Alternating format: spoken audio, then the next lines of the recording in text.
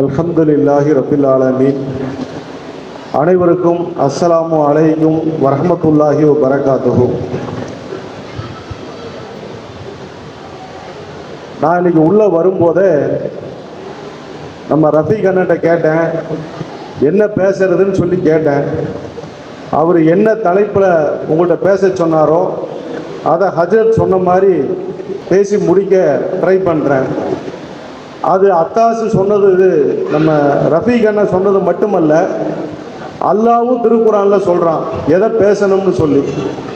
90வது சூரா அல் பலது மாநகரம் அப்படிங்கிற அத்தியாயத்தில், நபியே அக்கபா என்றால் என்ன? அக்கபா என்பது ஒரு கணவாய். அந்த கணவாயை கடக்கணும் எல்லாருமே. இந்த உலகத்தில் பிறந்த ஒவ்வொருத்தருமே அந்த கணவாயை கடந்தா அவர்கள் வெற்றி பெற்றவர்கள், வளப்புறத்தார்கள் அப்படின்னு சொல்லி அல்லாஹ் சொல்லும்போது 5 விஷயத்தை சொல்கிறான். 1, அடிமையை உரிமை விடுறது. 2வது, உங்களுடைய உறவுகளில் உள்ள ஒரு அனாதைக்கோ ஏழைக்கோ பசித்திருக்கும் நாளில் உணவளித்தல். இந்த பசித்திருக்கும் நாள் அப்படின்னா, நீங்கள் நிறைய இடங்களில் பார்த்தா ரமலான் மாதத்தில் மளிகை சாமானை கொண்டு போய் கொடுப்பாங்க. ஏன்னா 1க்கு 70 மடங்கு நன்மை ஜாஸ்தி. வெள்ளிக்கிழமை சோறு கொண்டு போய் கொடுப்பாங்க, ஏன்னா நன்மை ஜாஸ்தி. அதில் மாற்றமே இல்லை, கண்டிப்பாக கொடுக்கணும், நன்மை இருக்குது. ஆனால் பசித்திருக்கும் நாளில் உணவு கொடுக்கணும். வியாழக்கிழமை பசிச்சாலும் சரி, புதன்கிழமை பசிச்சாலும் சரி, பசித்திருக்கும் நாளில் உணவு கொடுக்கணும். இது 2வது. 3வது அல்லாஹ் சொல்றான் என்னன்னா, வறுமையின் காரணமாக மண்ணில் புரண்டு கொண்டிருக்கிற ஏழைக்கு உணவளிக்கிறது. வறுமையின் காரணமாக மண்ணில் புரண்டு கொண்டிருக்கிற ஏழைக்கு உணவளித்தல். இந்த வறுமையின் காரணமா மண்ணில் புரண்டுகிட்டு இருக்கிற ஏழைக்கு உணவளிக்கணும் அப்படிங்கிற அந்த காட்சியை நீங்க வீடியோவா பார்க்கறதா இருந்தா, ஏன் வீடியோவுக்கு வரேன்னா, நிறைய பேர் நம்ம என்ன நினைச்சுக்கிறோம், நன்மையான செயல்களை மறைவா செய்யணும் அப்படின்னு சொல்லப்பட்டிருக்குது, மாற்றமே இல்லை. ஆனா அல்லாஹ் தஆலா அல் பக்ரா 2வது சூறாவில் 271வது வசனத்தை சொல்றான், நீங்க தான தர்மங்களை வெளிரங்கமாக செய்தால் அதுவும் நல்லது, அது பிறரை ஆர்வம் ஊட்டும்.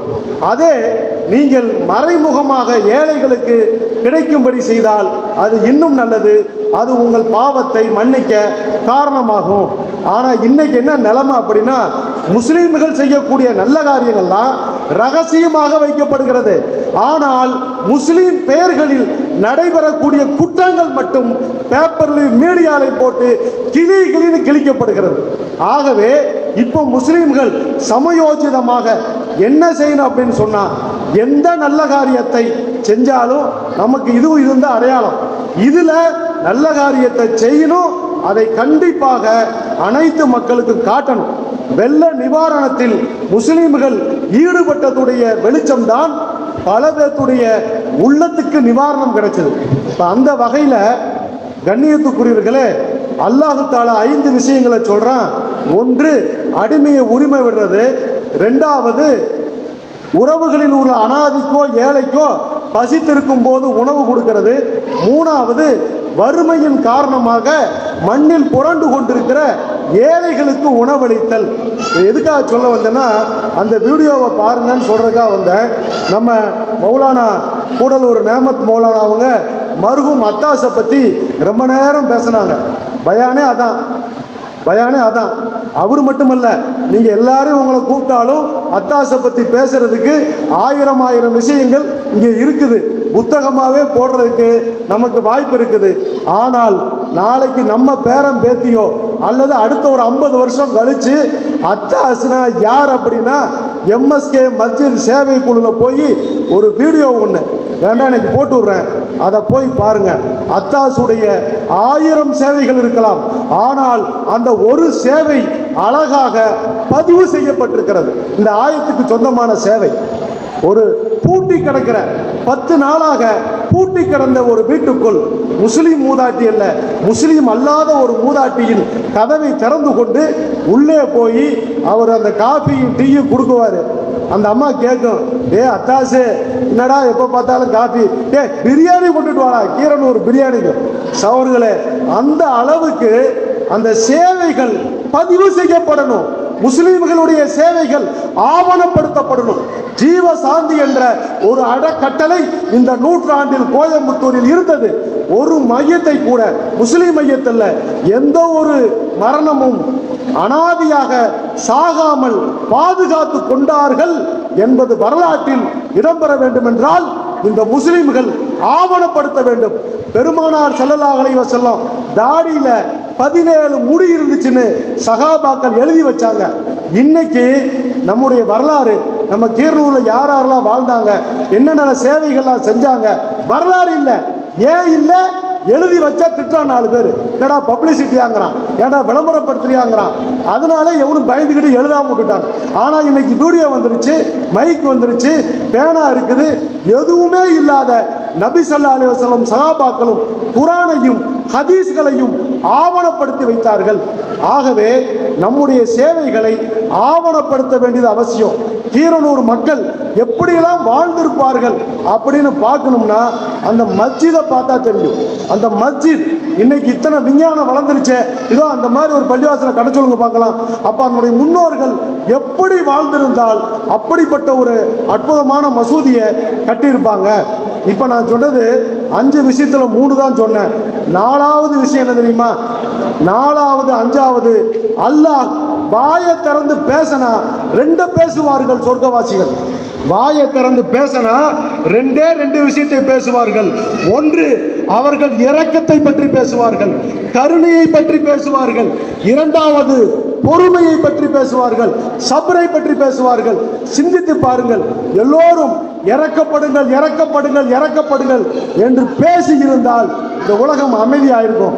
பொறுமையா இருப்பா, சப்ரா செய்யி, டென்ஷன் ஆகாத, அண்ணன் தானே, தம்பி தானே, நம்ம ஜமாத் தானே, நம்ம ஊர் தானே, நல்லது இருக்கும் என்று சப்ரு செய்ய சொல்லியிருந்தால் எதுக்காக இந்த அளவுக்கு பிரச்சனை? கண்ணியத்துக்குரியவர்களே, சப்ரு, இரக்கம், இரக்கம், பொறுமை, இந்த 2 தான் பேச வேண்டிய தலைப்பு. ரஃபீக் என உள்ள வரும்போது சொன்னது ஒரே ஒரு விஷயத்தை சொல்லுங்க அப்படின்னாரு. சொல்லிட்டு நிறைய பெற்றிருக்கிறேன். என்னன்னு சொன்னா, சமீபத்தில் நம்முடைய கீரனூர்ல நம்முடைய ஹம்ஜத் ஹாஜாருடைய தலைமையில் மஸ்ஜித் சேவை குழு ஒரு கணக்கெடுப்பு எடுத்தோம். அதுக்கான முழு வாய்ப்பும் கிடைச்சிச்சு. அதுக்கான வாய்ப்பு ரொம்ப நாளாக கிடைக்கல, சமீபத்தில் தான் கிடைச்சிச்சு. டோட்டலாக கணக்கெடுத்ததுல கிட்டத்தட்ட நமது ஊர்ல 85 குடும்பங்கள் உழைக்க வழி இல்லாதவர்கள் இருக்கிறார்கள். உழைக்க வழி இல்லாதவர்கள் இருக்கிறாங்க. எல்லாருக்கும் கேள்வி, இதை நான் சொன்னா எல்லாரும் கேட்கக்கூடிய கேள்வி, என்னங்க சொல்றீங்க, கீரனூர்லையா இங்கே காட்டுங்க பார்க்கலாம் அப்படின்னு சொல்லி கேட்குறாங்க. சகோதரர்களே, கீரனூர்ல தான் இருக்கிறாங்க, 85 குடும்பங்கள் இருக்கிறாங்க.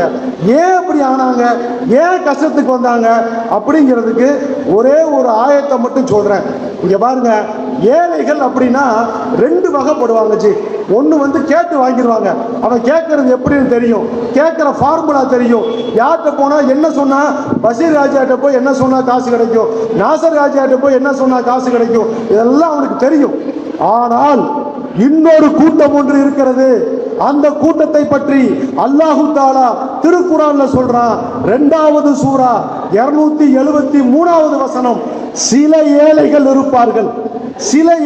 இருப்பார்கள், அவர்கள் அல்லாஹ்விடம் மட்டும்தான் கையேந்துவார்கள், யாரிடமும் எதையும் வற்புறுத்தி கேட்க மாட்டார்கள். பார்ப்பவர்கள் அவர்களை செல்வந்தர்கள் என எண்ணிக்கொள்வார்கள். தன்னை பணக்காரனாவே காட்டிக்குவான். நீ ஏழைன்னு காட்டா தானே உதவி செய்ய முடியும். தன்னை பணக்காரனா காட்டக்கூடியவனுக்கு நாம எப்படி செய்ய முடியும்? அப்படிப்பட்டவர்களை அடையாளங்களை வைத்து நீங்கள் கண்டறியுங்கள். அந்த கண்டறிஞ்சதுக்கு அப்புறம் நீங்கள் நல்லதிலிருந்து எதை செலவு செய்தாலும் அல்லாஹ் ஏற்றுக்கொள்கிறான். ஏன் இந்த 85 குடும்பம் சிரமத்தில் இருக்கிறாங்கன்னா, அவர்கள் கஷ்டங்களை வெளியே சொல்லுவதில்லை, அவர்கள் கஷ்டங்களை வெளியே காட்டிக்கொள்வதில்லை.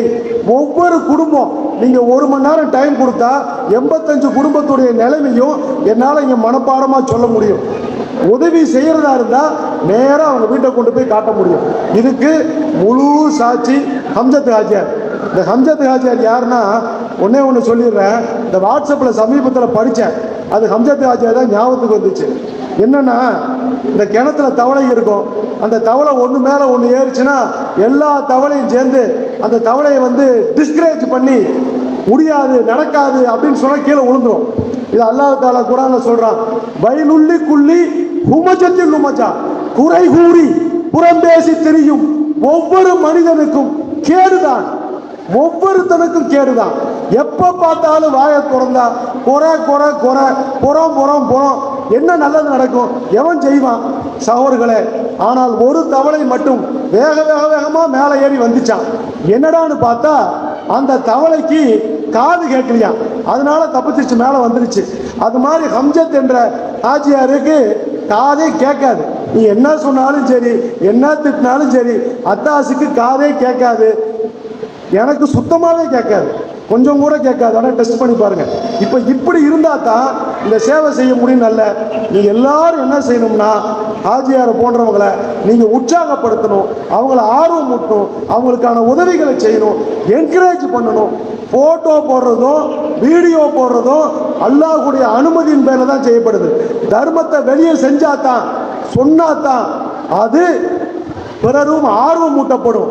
ஆனால் எதை சொல்லக்கூடாது, எதை போட்டோவாக போடக்கூடாது அப்படின்னா, ஏழைகளுக்கு உதவுவதை, ஏழைகளுடைய 85 குடும்பம் இருக்குதுன்னு சொல்றேன், அவங்க யாரையும் வெளியே பப்ளிக் பண்ணக்கூடாது.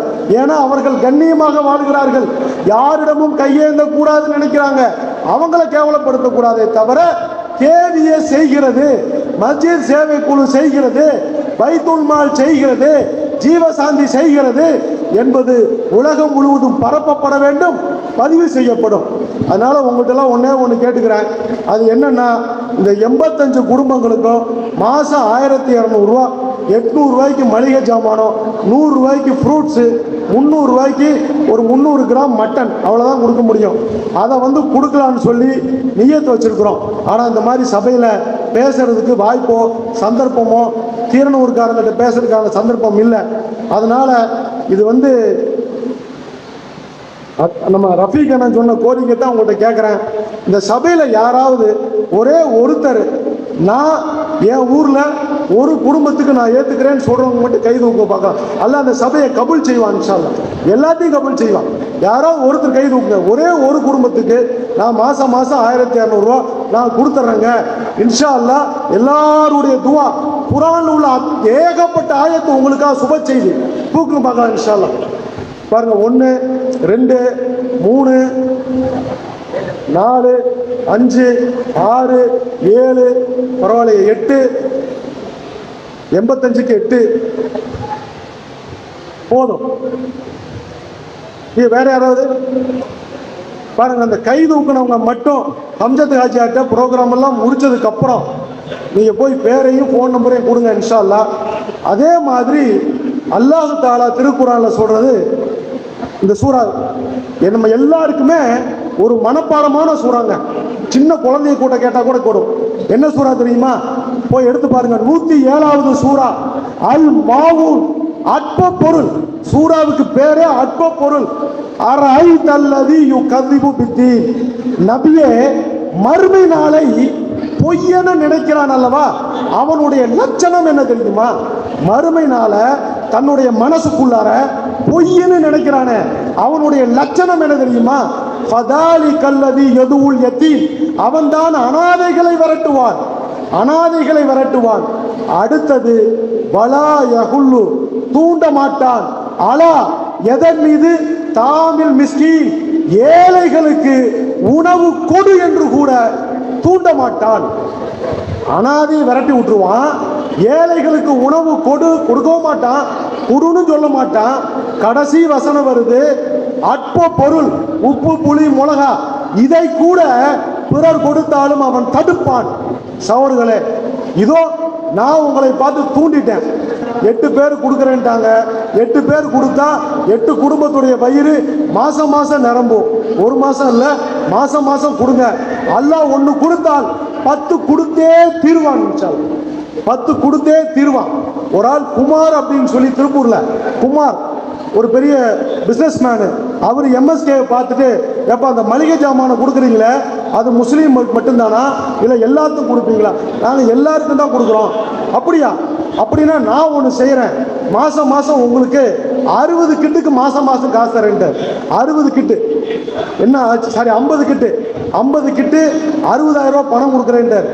நான் ஓடி போய் அவருக்கு பொன்னாடையை போத்தி, அண்ணா நீங்கள் வந்து செஞ்ச சேவை இதோ பாருண்ணா குரான்லேயே சொல்லப்பட்டிருக்கு அப்படின்னு சொல்லிட்டு அவர்கிட்ட நான் வந்து சொன்னேன், பாருண்ணா நீங்கள் 60,000 ரூபா கொடுத்துருக்குறீங்க, உங்களுக்கு இனிமேல் 6 லட்ச ரூபா வரும், வந்துச்சுன்னா நீங்கள் இந்த ஏழைக்கு உணவு கொடுத்தது தான் தெரிஞ்சுக்கணும், வியாபாரம் நினச்சக்கூடாதுன்னார்.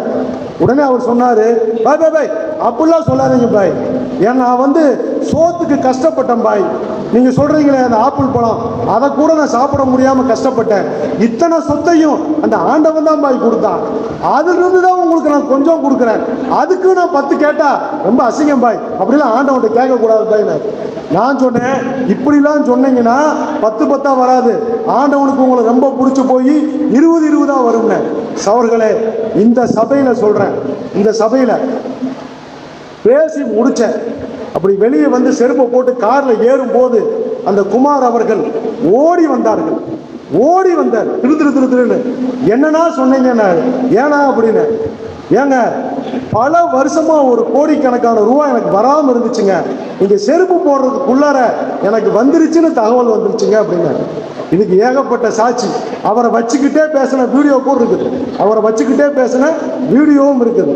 சகோதரர்களே, அல்லாஹ் கஞ்சன் அல்ல, அல்லாஹ் ஏழை அல்ல, அல்லாவிடம் பணம் இல்லாமல் இல்லை, அல்லாவிடம் சோறு இல்லாமல் இல்லை, உங்களை எல்லாம் சொர்க்கத்தில் வைத்து அலங்கரிப்பதற்காக உங்களுக்கு ஒரு வாய்ப்பை கொடுக்குறான். இந்த 85 குடும்பத்தை நீங்க பொறுப்பேற்றுக்கிட்டா இதை வச்சு அல்லாஹ் உங்களுடைய பாவங்களை மன்னிப்பான், உங்களுக்கு சொர்க்கத்தை கொடுப்பான். உங்களை பார்க்கறதுக்காக அல்லாஹ் தனது வாக்குறுதியை உங்கள் மூலம் நிறைவேற்ற ஆசைப்படுகிறான். திருப்பியும் கேட்கிறேன், வேற யாராவது நியத்து வச்சா சொல்லுங்க. இந்த சபை அழகான சபை, அற்புதமான அந்த சபை, காஜிகளுடைய வழி அனுப்புகிற சபை, காஜிகள் உங்களுக்கும் சேர்த்து துவா செய்வார்கள். கையை தூக்க பார்க்கலாம், இன்ஷா அல்லாஹ். தூக்காதவங்க தூக்குங்க. 8 9 உங்களை கணக்கில் சேர்த்த முடியாது சார். 9 வேற பரவாயில்ல, அல்ஹம்துலில்லாஹ். பெருச்சி பாளையத்தில் அழகாக கொடுக்குறாங்க, அலங்கித்திலையும் கொடுக்குறாங்க, மேல்கரப்பட்டிலையும் கொடுக்குறாங்க, அதே போல் கீரனூர்லையும் எத்தனையோ சேவைகள் நடக்கக்கூடிய இந்த ஊர்லேயும் இந்த 85 குடும்பங்களுக்கும் விரைவாக போகணும்னா வலா யகுல் அலா தஆமில் மிஸ்கீன், அவன் ஏழைகளுக்கு உணவு கொடுக்கவும் மாட்டான், கொடுக்கும்படி தூண்டவும் மாட்டான். இதோ நான் தூண்டிவிட்டேன். இப்ப நீங்க ஒவ்வொரு கீரனூர்காரங்களும் கீரனூரை சுற்றி உள்ளவர்களும் மட்டுமல்ல, உலகத்தில் யாரை பார்த்து வேண்டாலும் நீங்க கேட்டு அந்த 85 குடும்பங்களுக்கு தினசரி ஹம்ஜத் ஹாஜியாருக்கு போனை போட்டு, நான் 2 பேர்த்துல பேசியிருக்கிறேன், மாசம் மாசம் காசை வாங்கிக்கிங்க அப்படின்னு சொல்லி, இந்த மாசத்துக்குள்ளார என்னால கொடுக்க முடியாதுங்க பாய், ஆனா இன்ஷா அல்லாஹ் இன்னிலிருந்து யாராவது ஒருத்தரை பார்த்து நான் இந்த வலாயகுல் அலா தஆமில் மிஸ்கீன், ஏழைகளுக்கு உணவு கொடுங்கள் என்று தூண்டுவேன். அதையாவது கை தூக்க பார்க்கலாம். கொடுக்க வேண்டாம், காசு கொடுக்க வேண்டாம், ஆனா சொல்லுவேங்க. அல்லாஹ் நான் வந்து கண்டிப்பாக யாரையாவது பார்த்தா சொல்லுவேன்னு சொல்றவங்க கை தூக்க பார்க்கலாம் இன்ஷா அல்லாஹ். இந்த கை தூக்க சொல்றது எதுக்குன்னா அல்லாஹ்வுக்கு ரொம்ப பிடிக்கும் இன்ஷா அல்லாஹ். அல்லாஹ்வுக்கு நம்ம சாட்சியாக்குறது. வாஹிரு தாவானா அல்ஹம்துலில்லாஹி ரப்பில் ஆலமீன். இந்த பேர் கொடுத்தவங்க மட்டும் ஹம்ஜத் ஹாஜியாட்ட உங்கள் பேரையும் ஃபோன் நம்பரையும் பொறுமையாக கொடுத்துட்டு போயிருங்க.